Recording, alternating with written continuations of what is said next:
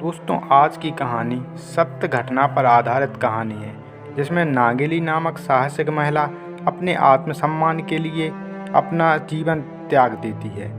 दरअसल 19वीं सदी में केरल के श्रावणकोर में शासनकाल में निम्न जाति की नायर महिलाओं को कमर से ऊपर कपड़े पहनने का अधिकार नहीं था, यानी उन्हें अपना स्तन खुला ही रखना होता है।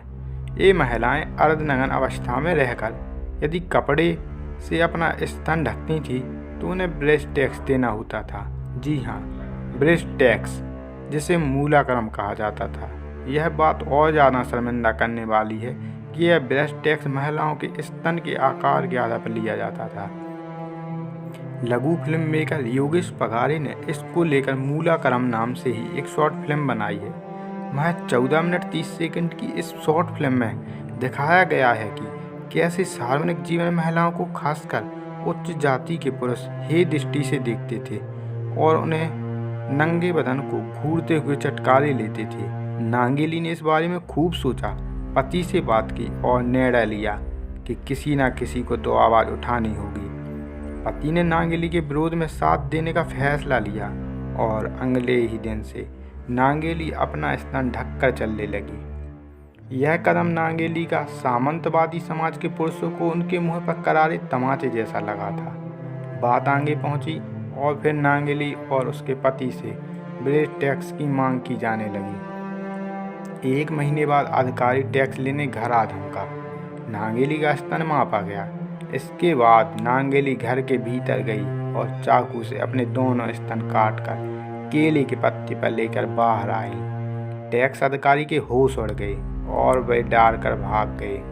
कुछ देर बाद ही नागेली की मृत्यु हो गई, लेकिन उनके इस साहसिक कदम ने समाज की अन्य महिलाओं को हिम्मत दी।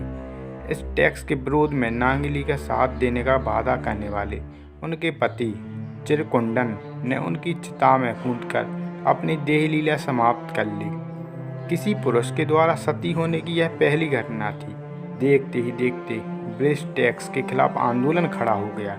सभी जगह महिलाएं पूरे कपड़ों में बाहर निकलने लगीं। मद्रास के कमिश्नर ने श्रावणकोर के राजा को खबर भिजवाई कि महिलाओं को कपड़े न पहनने देने और राज्य में हिंसा और अशांति को न रोक पाने के कारण उनकी बदनामी हो रही है। अंग्रेजों के और नादर आदि जातियों के दबाव में आकर श्रावणकोर के राजा को घोषणा करना पड़ी कि सभी महिलाएं शरीर का ऊपरी हिस्सा बस्ते ढक सकती हैं। 26 जुलाई 1859 को राजा के एक आदेश के जरिए महिलाओं के ऊपरी वस्त्र न पहनने के कानून को बदल दिया गया और इस तरह नागेली के बलिदान से महिलाओं ने अपना हक छीन कर हासिल किया। अजीब लग सकता है, पर केरल जैसे प्रगतिशील माने जाने वाले राज्य में भी महिलाओं को अंग वस्त्र या ब्लाउज पहनने का हक पाने के लिए 50 साल से ज़्यादा संघर्ष करना पड़ा। नागेली और उसके पति ने जहाँ अपने प्राण त्यागे थे, उनके सम्मान में उस जगह को मुलाची पराम्बू, महिलाओं के स्तन की भूमि, नाम दिया गया। हालांकि अब इसे मनोरमा कवाला के नाम से जाना जाता है।